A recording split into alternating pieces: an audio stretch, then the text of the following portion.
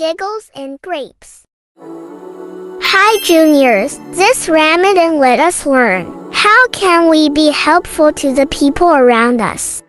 We can help with the house chores so that no one gets burdened and everyone can get time for their prayers. We can do our homework on time with responsibility so that we don't disturb people around us. Avoid arguments and fights. These things can disrupt the surrounding peace.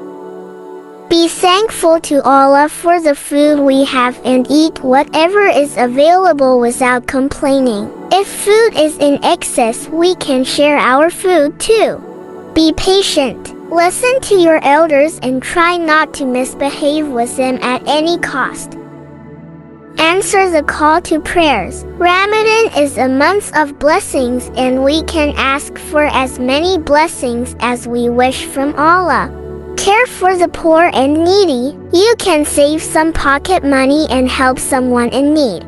Love animals and care for them. Feed them food and water. Subscribe, like, and don't forget to press the bell icon.